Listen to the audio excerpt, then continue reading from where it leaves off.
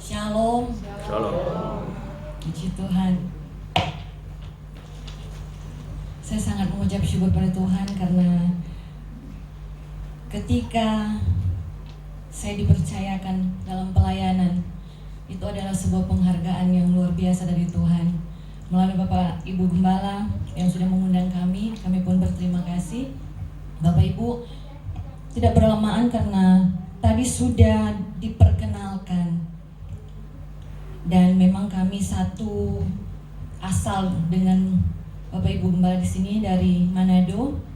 Nah, kesempatan pada pagi hari ini saya akan membawa renungan firman yang saya beri judul Baptisan Darah. Sekali lagi, judul firman Tuhan pada kesempatan pagi ini adalah Baptisan Darah. Nah, Bapak Ibu yang dikasihi Tuhan Yesus Kristus, darah itu di bagian tubuh kita sebagai pengangkut oksigen. Dan bila kita kehabisan darah, kita akan mati atau kehilangan nyawa. Makanya ada slogan Palang Merah Indonesia bilang begini, setetes darah menyelamatkan nyawa. Nah, mari kita akan sama-sama belajar tentang darah melalui pembacaan firman Tuhan dalam Perjanjian Lama dan Perjanjian Baru. Dan saya akan buka dengan Perjanjian Lama. Kita fokus pada Kejadian 2 ayat 16 dan 17. Ketika Adam dan Hawa berdosa. Saya bacakan untuk kita semua. Kejadian 2 ayat 16, selalu Tuhan Allah memberi perintah ini kepada manusia, semua pohon dalam taman ini boleh kau makan buahnya dengan bebas, tetap pohon pengetahuan tentang yang baik dan yang jahat itu janganlah kau makan buahnya, sebab pada hari engkau memakannya pastilah engkau mati. Nah, konsekuensi apa yang menyebabkan kematian ketika dosa dilakukan dan harus dibalas dengan kematian? Kita tahu bersama, nyawa ganti nyawa. Upah dosa itu mati, harus dibayar dengan mati, dibayar dengan korban darah. Karena darah adalah lambang dari nyawa itu sendiri.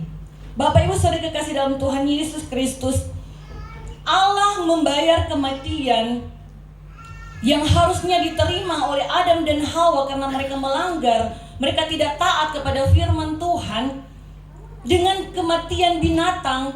Ketika Allah membunuh binatang yang pertama, mengambil kulitnya dan memakaikan kulit itu sebagai pakaian dari Adam dan Hawa, karena ketika mereka melakukan hal yang tidak taat kepada Tuhan, mereka kedapatan telanjang. Dan itulah pengorbanan pertama atau kurban yang pertama, menutupi ketelanjangan itu dilambangkan dengan kulit yang dipakaikan kepada mereka berdua. Ini dikenal dengan, saya dengar itu disebut dengan peristiwa remes. Ya, mungkin sekarang kita mengenal remisi. Ya, jadi berdasarkan itu kemudian kita mengenal bahwa ketentuan ibadah orang Israel itu harus membawa korban, yaitu pembayaran setimpal dengan apa yang dilakukannya, yaitu dosa. Ibrani 9 ayat 22. Ibrani 9 ayat 22 kita perhatikan, dan hampir segala sesuatu disucikan menurut hukum Taurat dengan darah. Dan tanpa penumpahan darah tidak ada pengampunan. Kekristenan adalah agama sakramental atau agama upacara. Dikenal umum dengan upacara dengan konsep yang percaya bahwa pengorbanan darah itu sebagai lambang untuk membayar dosa. Karena dosa itu adalah hutang. Mati kalau berdosa, jadi untuk menggantinya ada kematian yang lain sebagai subsidinya atau penggantinya. Nah, Ibrani 9 ayat 22 ini merujuk pada ketentuan ibadah orang Israel yang akan kita dapati dalam Imamat 1, Imamat 2, Imamat 3, Imamat 4, 5, dan 6. Di mana di dalam Imamat 1 itu ayat 1 dan seterusnya itu ada korban bakaran. Imamat 2 itu memang tidak ada penumpahan darah. Makanya tadi kita baca hampir semua ya. Jadi ada yang juga tidak, tetapi hampir secara keseluruhan seperti korban kedamaian atau korban keselamatan, korban penghapusan dosa, korban pelanggaran. Dan ketika korban pelanggaran ini Bapak Ibu tetap saja menggunakan darah. Karena ketika orang yang dikatakan orang miskin itu mereka hanya membakar tepung, tetapi harus dibakar di atas korban bakaran binatang dari orang yang lain. Jadi tetap saja. Dan yang terakhir adalah korban penebus salah dalam Imamat 5 ayat 14 dan Imamat 6 ayat 1 sampai 7. Nah, kita kemudian mengingat bahwa di dalam Mazmur ketika raja bangsa Israel Daud melakukan dosa di hadapan Tuhan, dosa yang besar. Di dalam Mazmur 51 ayat 16, di sana dia katakan begini, lepaskanlah aku dari hutang darah ya Allah. Jadi dosa itu merupakan hutang nyawa, karena harusnya dia mati. Ketika kita kemudian mengkomparkan dengan 2 Samuel 12 ayat 13, lalu berkatalah Daud kepada Nathan, aku sudah berdosa kepada Tuhan. Dan Nathan berkata kepada Daud, Tuhan telah menjauhkan dosamu itu. Kemudian apa dikatakan? Engkau tidak akan mati. Ada pengampunan bagi Daud dan membutuhkan pengakuan yang kita bisa baca dalam Mazmur 51 itu. Begitu dia merasa bersalah. Nah, Bapak Ibu yang kekasih dalam Tuhan Yesus Kristus, di dalam Mazmur 50 ayat 5, Allah menegaskan bahwa bawalah kemari orang-orang yang kukasihi, yang mengikat perjanjian dengan aku berdasarkan korban sembelihan. Jadi ada perjanjian darah. Dan kesempatan yang lalu suami saya sudah bicara tentang itu, perjanjian darah. Makanya kemudian kita mendapati ada larangan untuk makan darah. Karena di dalam Imamat 17 ayat 11, karena nyawa makhluk ada di dalam darahnya, dan aku Tuhan telah memberikan darah itu kepadamu di atas mezbah untuk mengadakan pendamaian bagi nyawamu, karena darah mengadakan pendamaian dengan perantaran nyawa. Ayat 12, itulah sebabnya aku berfirman kepada orang Israel, seorang pun di antaramu jangan makan darah. Demikian juga orang asing yang tinggal di tengah-tengahmu tidak boleh makan darah. Ya, dari segi firman Tuhan, kita orang GPDI itu tidak boleh makan darah. Dari segi medis, karena di darah juga itu banyak kuman-kuman penyakit. Nah, kemudian kita akan melihat darah itu dalam terjemahan dalam perjanjian baru. Dan sekali lagi kita akan mendapati di sana bahwa perjanjian darah ini yang dilakukan awalnya oleh Allah sendiri sebagai inisiatifnya dalam kurban yang pertama, itu kemudian dilakukan oleh Allah merupakan inisiatif juga pada perjanjian baru. Kita mengenal Yohanes 3 ayat 16, karena begitu besar kasih Allah akan dunia ini, sehingga ia mengaruniakan anaknya yang tunggal, supaya tidak binasa, supaya tidak mati. Karena Roma 6 ayat 23a, upah dosa itu adalah mati. Tetapi puji Tuhan, kita punya penebus yang sudah Allah berikan melalui Yesus Kristus. Matius 20 ayat 26, sama seperti anak manusia datang bukan untuk dilayani, melainkan untuk melayani dan untuk memberikan nyawanya menjadi tebusan bagi banyak orang. Dan ketika ini dilakukan, ada dasar kasih karunia seperti yang dijelaskan dalam Efesus 1 ayat 7.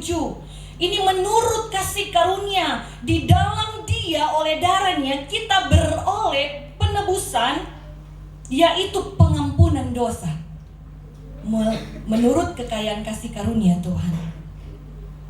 Nah, Bapak Ibu Saudara kekasih dalam Tuhan Yesus Kristus, 1 Yohanes 4 ayat 10, firman Tuhan berkata, bukan kita yang telah mengasihi Allah, tetapi Allah yang telah mengasihi kita dan yang telah mengutus anaknya sebagai pendamaian bagi dosa-dosa kita. Katakan amin. Amin, haleluya, puji Tuhan. Nah, Bapak Ibu Saudara kekasih dalam Tuhan Yesus Kristus, Yesus Kristus itu sendiri sebenarnya adalah Allah. Ketika kita membaca dalam Yesaya 43 ayat 11, akulah Tuhan dan tidak ada juru selamat daripadaku. Yesus Kristus juru selamat, dan Dialah Tuhan, Dialah Allah. Dia Allah sendiri. Nah, kemudian muncul pertanyaan, bagaimana mungkin Allah bisa mati? Itu yang menjadi pertanyaan orang yang belum mengenal Tuhan atau di luar Tuhan. Mari kita mengawali dengan Roma 3 ayat 23. Roma 3 ayat 23. Yesus Kristus telah ditentukan Allah menjadi jalan pendamaian karena iman dalam darahnya. Hal ini dibuatnya untuk menunjukkan keadilannya, karena Ia telah membiarkan dosa-dosa yang telah terjadi dahulu pada masa kesabarannya. Jadi Yesus Kristus itu menjadi jalan pendamaian. Ketika kita percaya kepada Tuhan, kita sebagai orang Kristen yang punya iman kepada Tuhan Yesus, Dia menjadi jalan pendamaian bagi saya dan saudara. Haleluya, puji Tuhan. Dan dalam perjamuan Tuhan yang mungkin akan diadakan sebentar ya Bapak Ibu, kita mengenal Matius 26 ayat 28. Firman Tuhan berkata, sebab inilah darahku, darah perjanjian yang ditumpahkan bagi banyak orang untuk pengampunan dosa. Dan Petrus menulis dalam 1 Petrus 3 ayat 18, sebab juga Kristus telah mati sekali untuk segala dosa kita, Ia yang benar untuk orang-orang yang tidak benar, supaya Ia membawa kita kepada Allah. Ia yang telah dibunuh dalam keadaannya, perhatikan, sebagai manusia, tetapi yang telah dibangkitkan menurut roh. Jadi perhatikan, Dia dibunuh dalam keadaannya sebagai manusia. Jadi Allah tidak pernah mati. Filipi 2 ayat 8 pun menegaskan, dan dalam keadaan sebagai manusia Ia telah merendahkan dirinya dan taat sampai mati, bahkan sampai mati di kayu salib. Nah, Yesus ditentukan Allah untuk mati. Kita sudah baca tadi, kita sudah dengarkan tadi, dalam keadaannya sebagai manusia untuk menggenapi kehendak Allah. Seperti kita bisa kemudian lihat lagi dalam Yohanes 10 ayat 17 sampai 18, Bapa mengasihi aku oleh karena aku memberikan nyawaku untuk menerimanya kembali. Jadi Yesus memberikan nyawanya untuk menerimanya kembali. Tidak seorang pun mengambilnya daripadaku, melainkan aku, sekali lagi, memberikannya menurut kehendakku sendiri. Aku berkuasa memberikannya dan berkuasa mengambilnya kembali karena Dia Allah. Inilah tugas yang kuterima dari Bapakku. Kuasa yang ada pada Tuhan Yesus sebenarnya di kayu salib seperti yang menjadi olok-olokan orang, kenapa engkau tidak bisa membebaskan dirimu? Tetapi Yesus mau melakukan itu sebagai bentuk ketaatan dari tugas yang diberikan kepadanya di dalam dunia. Sehingga Kalvari dalam Lukas 23 ayat 46, di Kalvari itu Yesus berseru dengan nyaring, "Ya Bapa, ke dalam tanganmu kuserahkan nyawaku." Dan sesudah berkata demikian, Ia menyerahkan nyawanya. Jadi kesimpulannya, Yesus tidak dibunuh, tetapi menyerahkan nyawanya untuk menebus dosa saya dan saudara. Amin. Haleluya. Puji Tuhan. Haleluya.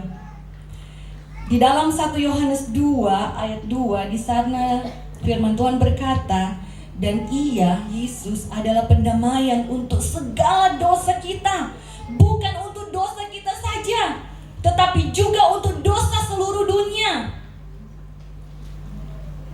Kembali kita melihat bahwa bukan hanya kita saja yang mendapat kasih karunia, itu berlaku juga bagi orang lain, asal mereka percaya kepada Tuhan Yesus sebagai juru selamat. Berarti terbuka kesempatan bagi saya dan saudara untuk memberitakan kabar baik ini bagi mereka. Amin. Haleluya. Puji Tuhan. Haleluya. Pendamaian itu dalam bahasa aslinya itu dipakai kata hilasmos, atau dalam perjanjian lama kapora. Kapora itu adalah korban untuk membereskan dosa. Nah, penebusan diserap dalam bahasa Inggris dengan kata cover, atau kita mengenal koper. Artinya menutupi, menudungi. Nah, kita hubungkan dengan Kejadian Baktranu dalam bahasa aslinya Ibrani, Kejadian 6 ayat 14. Di sana dicatat demikian, "Buatlah bagimu sebuah baktera dari kayu gofir. Baktera itu harus kau buat berpetak-petak dan harus kau tutup, harus di cover, harus ditudungi dengan pakal dari luar dan dari dalam, sehingga Nuh dan semua yang berada dalam baktera itu selamat dari air bah, karena ada penudungan, ada cover." Nah, Yesus Kristus itu sebagai pendamai kita yang sudah berdosa, mendamaikan kita dengan Tuhan. Dia menutup, dia mengcover dengan mengorbankan darahnya, memberikan nyawanya sebagai tebusan. Karena sekali lagi, darah diganti dengan darah. Dalam pelambangan nyawa, itu diganti dengan nyawa. Harusnya mati, jadi harus ada yang menggantikan untuk mati bagi kita. Dan luar biasa ketika saya mempelajari firman Tuhan, Bapak Ibu, Daud menulis tentang kematian Yesus 1000 tahun sebelum Yesus lahir.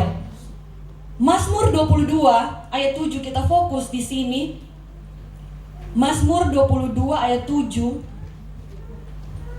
Saya mohon ditampilkan agar kita bisa melihat, di sana tercatat demikian, "Tetapi aku ini ulat dan bukan orang, celah bagi manusia, dihina oleh banyak orang." Nah, ternyata Bapak Ibu, apa yang yang ditulis dalam firman Tuhan semua punya rahasia yang luar biasa. Kita membaca sepintas lalu saja, aku ini ulat. Ya, ulat-ulat saja. Tetapi ternyata pemakaian kata untuk ulat adalah tolaat, ulat kirmisi. Nah, ulat kirmisi ini berkembang biak dan menghasilkan hidup yang baru untuk beregenerasi. Menjelang bulan April, induknya ini yang punya telur di bagian bawah tubuhnya itu menempelkan tubuhnya dengan erat, dengan kuat di batang pohon atau ranting pohon. Dan bukan ranting pohon yang biasa saja. Dia suka di ranting pohon ek atau disebut dengan pohon ek kermes, karena dia habitatnya tinggal di sana. Jenis pohon ek yang lebih rendah. Bapak Ibu Saudara kekasih dalam Tuhan Yesus Kristus, nah, telur yang dia bawa itu dia lindungi terus sampai kemudian pada fase menetas dan siap untuk memasuki siklus hidup. Nah, saat itu ketika dia menetaskan telurnya, induk pasti akan mati. Bapak Ibu Saudara kekasih dalam Tuhan Yesus Kristus, dan ketika dia mati, dia mengeluarkan cairan tua untuk menodai telur-telur yang dia sudah keluarkan, yang kemudian menjadi anak-anak ulat yang baru, menodai dari tubuh anak-anak itu juga menodai pohon ek itu, di mana dia ada di sana. Nah, noda merah induk ini kemudian menjadi petanda. Orang melihat bahwa ketika melihat warna merah keunguan, warna kirmisi yang kita sering pakai kalau ada Paskah, ya, warna seperti begitu, tapi agak kemerahan lagi. Nah, orang akan tahu bahwa di situ itu adalah pohon ek kirmisi, dan itu adalah bekas kematian dari induk ulat tadi, tolaat tadi. Nah, Bapak Ibu Saudara dikasih dalam Tuhan Yesus Kristus, bila kita kemudian membaca seluruh Mazmur 22, menulis secara simbolis betapa dramatisnya kehidupan Tuhan Yesus yang harus berdarah-darah, mengalami penyiksaan yang tertumpah di kayu salib, mati agar memberi kehidupan baru bagi kita semua. Amin. Haleluya. Luar biasa Bapak Ibu. 1000 itu ditulis Bapak Ibu 1000 tahun sebelum Tuhan Yesus lahir dan digenapi. Bahwa apa yang kita boleh lihat dari firman Tuhan, setiap rahasia firman Tuhan begitu luar biasa maknanya dalam kehidupan saya dan saudara. Tidak hanya kebetulan ditulis atau dicatat, dan kita perlu untuk mendalami setiap kebenaran firman Tuhan, karena itu akan menjadi kekuatan kita, menjadi peneguh iman percaya kita kepada Tuhan. Sekali lagi, bukan basa-basi, segala sesuatu yang tercatat dalam firman Tuhan ada berkat yang luar biasa bagi saya dan saudara. Amin. Haleluya. Untuk itu senanglah baca Alkitab. Amin. Masih baca Alkitab Bapak Ibu? Haleluya, puji Tuhan. Yesaya 53 ayat 10 kita perhatikan, munculkan di layar. Yesaya 53 ayat 10. Tetapi Tuhan berkehendak meremukkan Yesus dalam kesakitan apabila ia menyerahkan dirinya sebagai korban penebus salah. Kalau kita punya terjemahan yang lain di dalam handphone kita, di situ di terjemahan lama bilang apabila sudah diserahkan nyawanya akan korban karena salah, ia akan melihat keturunannya. Terjemahan lama bilang melihat benih dan melanjutkan umur. Melihat saya dan saudara anak-anaknya. Amin. Haleluya. Dan kehendak Tuhan akan terlaksana olehnya, penebusan bagi dosa kita. Yesus menyebut dalam Yohanes 10 ayat 18, inilah tugas yang kuterima dari Bapakku.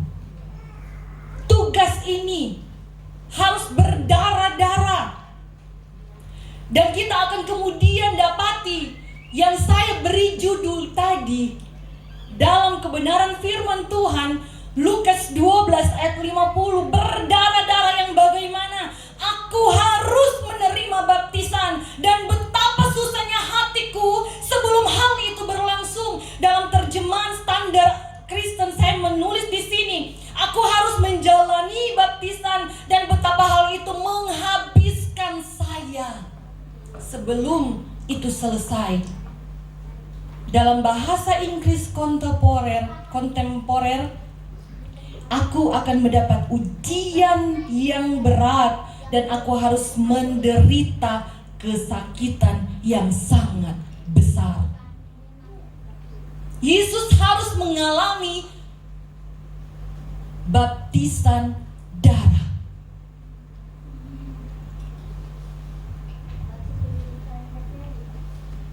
Di dalam Lukas 12 ayat 50 kita melihat korelasinya di sana.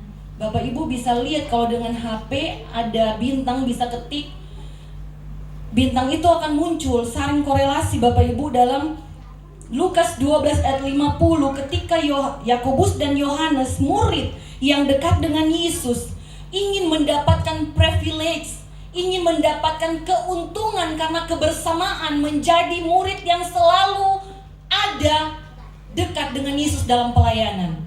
Kedua kakak beradik ini minta supaya mereka bisa duduk di sebelah kanan dan sebelah kirinya Yesus. Itu pun diungkapkan oleh orang tuanya. Mau minta, tetapi mereka ditegur Yesus. Di dalam Markus 10 ayat 38, tetapi kata Yesus kepada mereka, kamu tidak tahu apa yang kamu minta.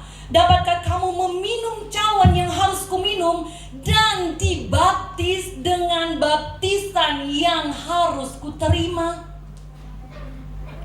Dapatkah saya dan saudara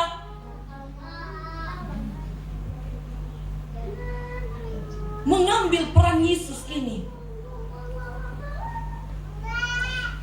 Maka pengertian tersebut mempunyai makna bahwa Yesus Kristus harus menerima, Yesus Kristus harus menjalani, Yesus Kristus harus direndam dalam penderitaan. Yang tentu ini mengacu kepada prosesnya sebelum disalib dan sampai di Kalvari.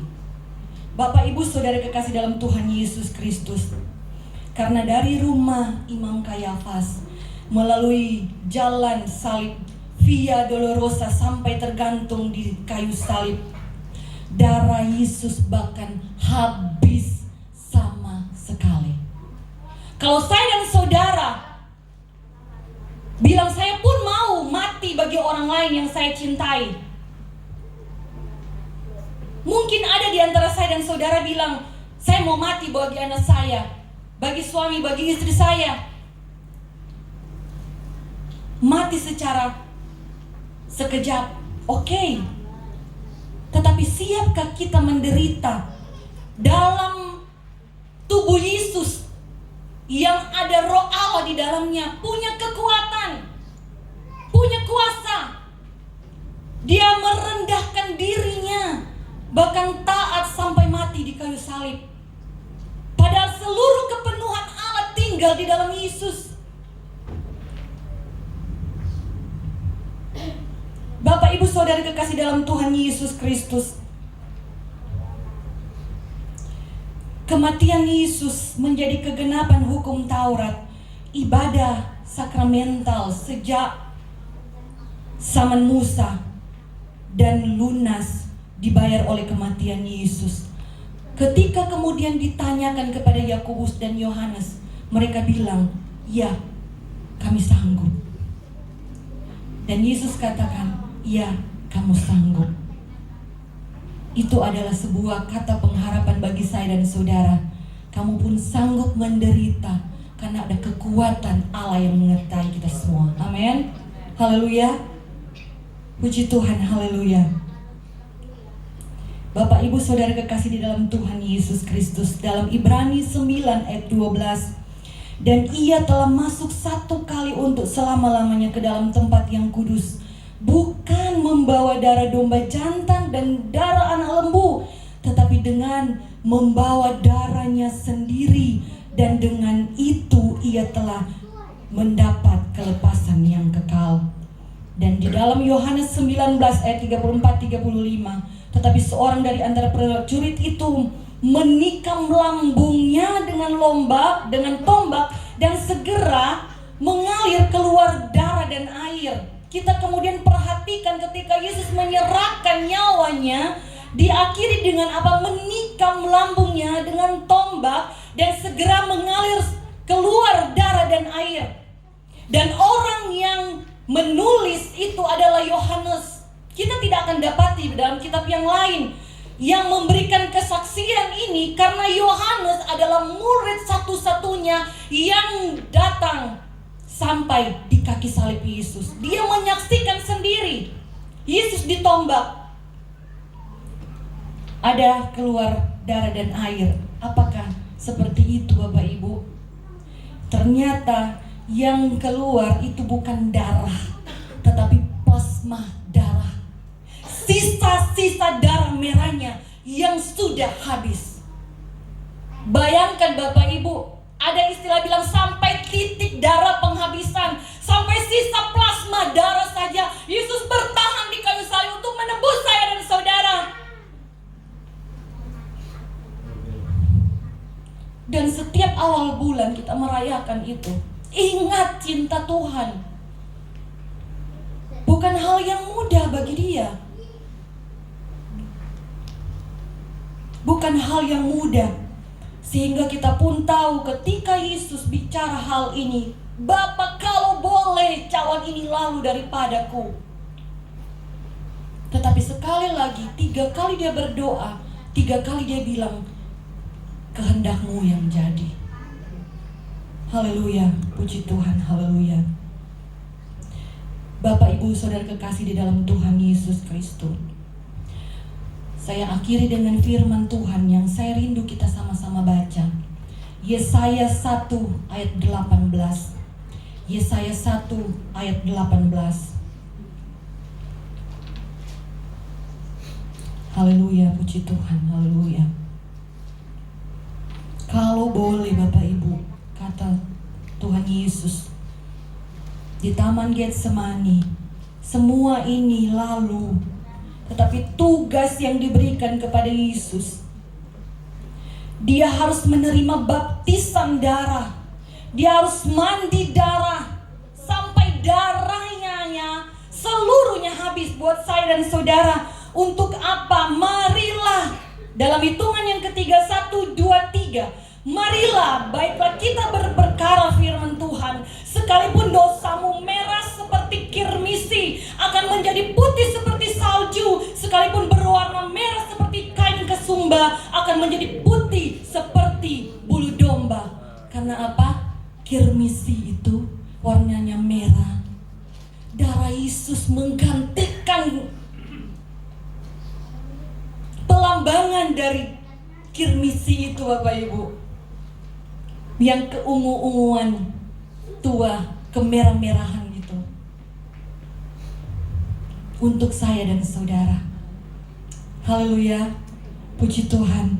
Sehingga walaupun dosa kita merah bagaikan kirmisi, Tuhan sudah mengcover dengan darahnya. Darah yang sampai habis-habisan, sampai tersisa plasmanya saja, untuk menebus saya dan saudara. dia menerima baptisan darah. Puji Tuhan, haleluya, puji Tuhan, haleluya. Mari kita renungkan firman Tuhan ini. Mungkin dalam keterbatasan saya sebagai manusia, saya tidak bisa mengutarakan sedalam-dalamnya, tetapi ada roh Allah dalam kehidupan kita. Biar memetraikan semua firman Tuhan menjadi pegangan dalam kehidupan saya dan saudara. Saya tidak salah punya Allah yang hidup, Allah yang selalu menjadi penolong, Immanuel bagi saya dan saudara, yang mau mati, yang mau menyerahkan nyawanya bagi engkau dan saya. Haleluya, puji Tuhan, haleluya, haleluya, haleluya, puji Tuhan. Mungkin kita akan menghadapi hal yang dikatakan suami saya tadi, pikul salib.